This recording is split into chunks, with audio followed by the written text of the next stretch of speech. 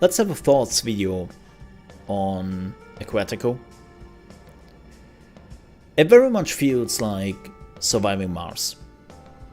The pipeline system, the buildings you do, the domes you can build, right? And then you can have to take care of the people, but the automated process is being done by drones and there are events coming up. Like, it very much feels like surviving Mars underwater. And I think if you enjoyed surviving Mars, this will be a game which could interest you. There seems to be tons of buildings you can build. I'm very much curious to see later on how complicated it becomes, because you get so many buildings. You have to build like a huge city, and one of the interesting parts we haven't seen yet by making this thoughts video after what? 2 hours of playtime? There's still the Abyss, which is this huge area, and as far as I understand it, things can come out of the Abyss, and the closer you are to the Abyss, the higher the risk that something is happening and that you are getting attacked. So we don't even have reached a point yet where we can actually do defensive buildings. Right? Like, that would be another huge part which we haven't explored yet. But with that said, the beginning is pretty easy to get in. The tutorial is super simple to understand. It eases you into the process, and then unfortunately it cuts off. Like, as I said, the tutorial is really good at the beginning, but it leaves out some important points here and there. Like, what they haven't explained at all is the directives, right? That you could choose from a bunch of directives to make more money or get more boosts here and there, and you need those influence points, and the game has never explained that to you. You have to figure that out yourself. So the tutorial, I would say, is adequate, but then it leaves you alone. So you have to explore and figure out stuff yourself. What I don't like from a management perspective is clearly how they are telling you what you are producing and what you need. Because the buildings are telling you, hey, you see this? Like, I need so and so much plastic per year. Right? Like, if you want me to produce batteries, I need 85 plastic per year. Okay. No, that makes sense.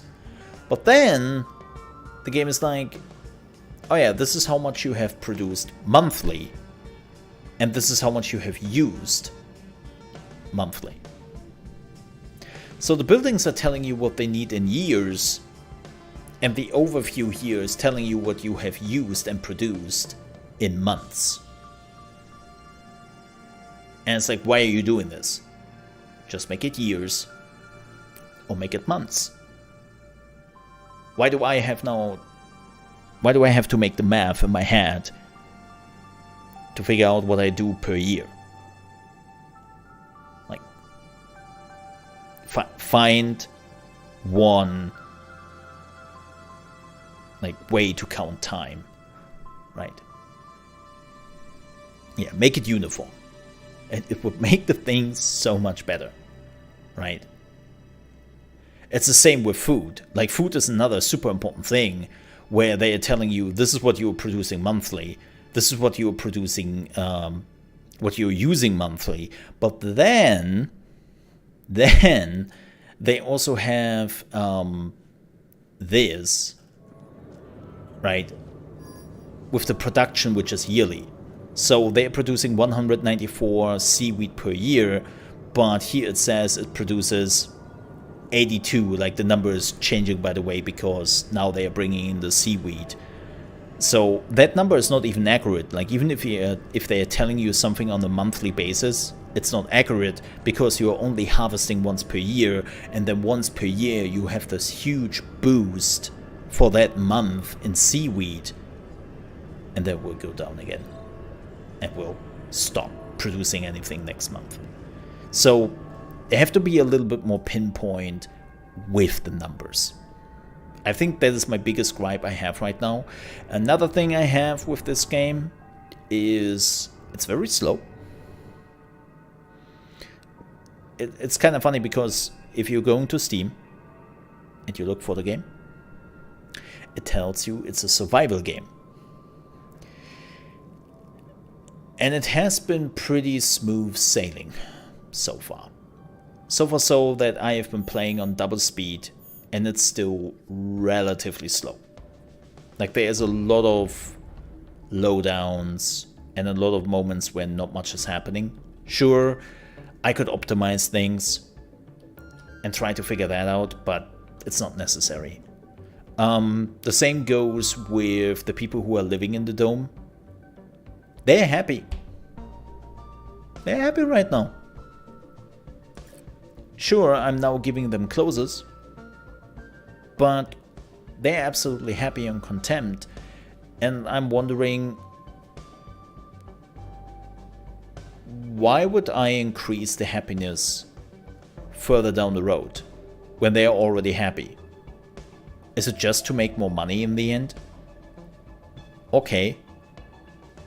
But it seems like it's very rudimentary how you have to care for the humans in the dome. So far, at least. One last thing, which is a bit unfortunate, is the pipe system. So you're basically building one huge pipe. Right, you can see that right here. It's one huge pipe I built. And that's because you can only have one pipe connection per building and you cannot send anything through the buildings. Which is really unfortunate sometimes. So you have this massive pipe which is just going from building to building and then drops off their resources.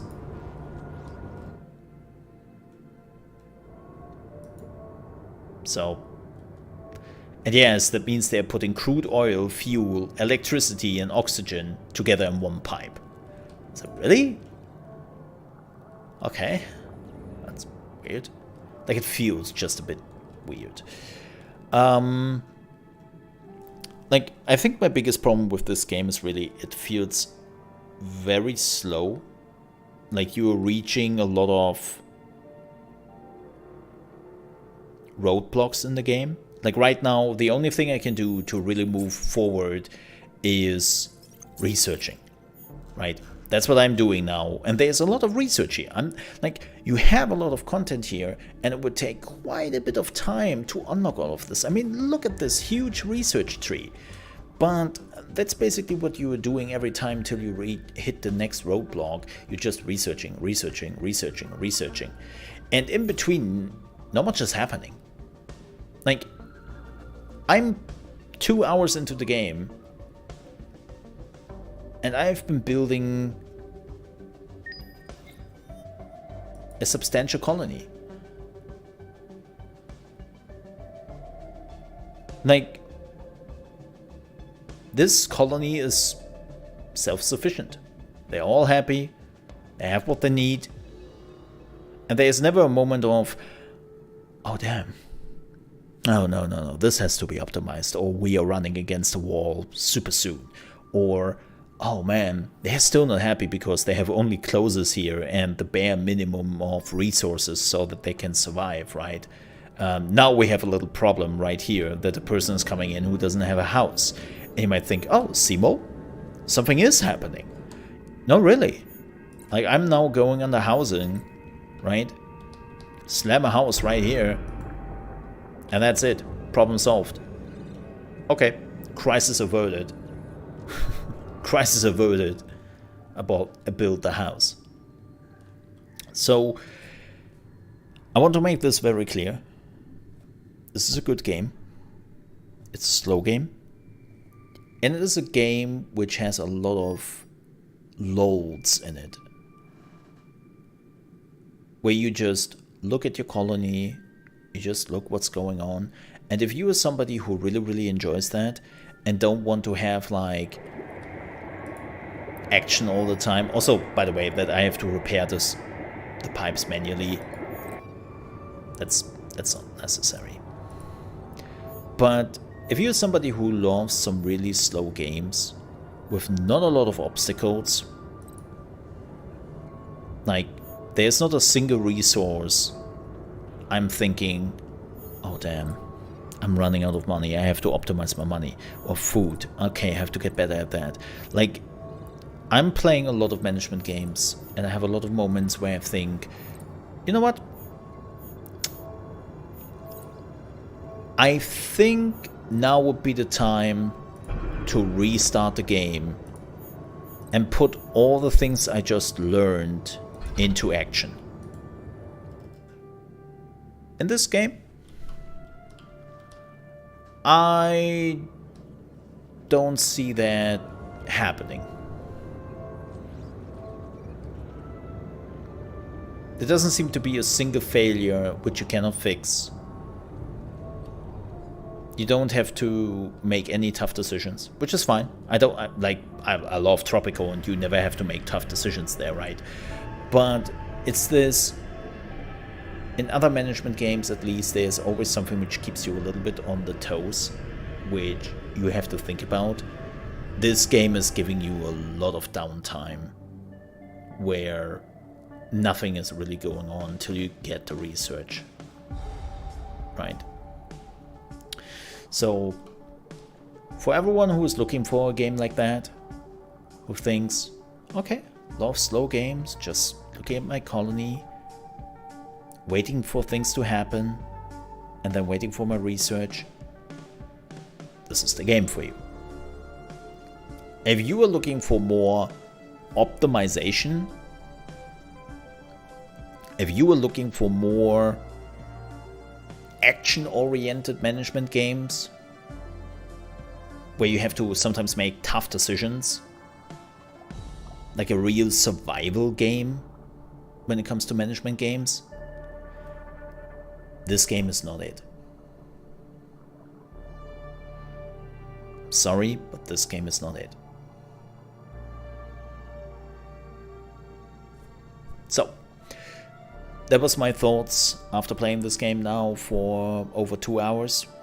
I'm pretty sure the game has more in stock for me, but I kind of have a pretty good idea and pretty good understanding what I'm looking at. And if there is like a huge turnaround, the game took a long time to show that. But yeah, you can find AQUATICO on Steam. It is available right now. I think it's 25 bucks, 22 bucks. I think it is right now. And you can play it right now. It's fully released. It's not early access. This is the full game. I hope like some of the things I've mentioned, like also you cannot give buildings priorities. Like when you are building something, you cannot click on the building and say build this as a priority. I hope something like that is coming soon in some patches, because I had some moments where I would have loved to tell them build this building first. Leave everything alone, do that, right? Like there's a lot of quality of life improvements they can bring to the game, and I hope they're doing that in the future. But as I said, the biggest issues the game has with being relatively slow. And I'm not talking about like slow in this is a cozy game, but really like there are a lot of downtimes here which don't have to happen or don't need to happen, really. And they happen too often. Also, one last thing, and I know this is more like of a personal take. For an underwater game, I would have hoped for more underwater specific issues.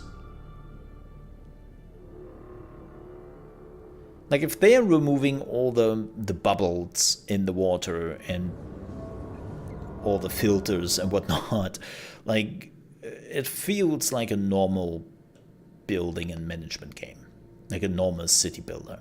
And there's nothing really in this game where I'm going like, oh wow, that's totally different and interesting.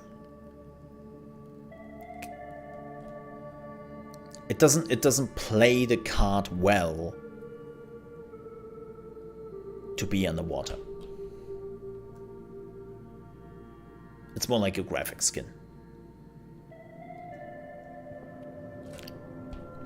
But that's my impression. I still had a good time with it. And as I said, if you enjoyed of any of the things I mentioned, and this looks interesting for you, it's on Steam. If you think like, oh no, this is not for me, nah, this doesn't really click with me, then yeah, you can also watch the whole 2 hours on my channel here at Mo Under Management. You can see the live stream there, and then you can just watch the gameplay and decide for yourself if you enjoyed it or not. But again, thank you so much for watching this, and I see you with my next thoughts video for whatever management game I will play in the future. Also, don't forget to like and to subscribe. Thank you so much. Stay safe. Bye bye.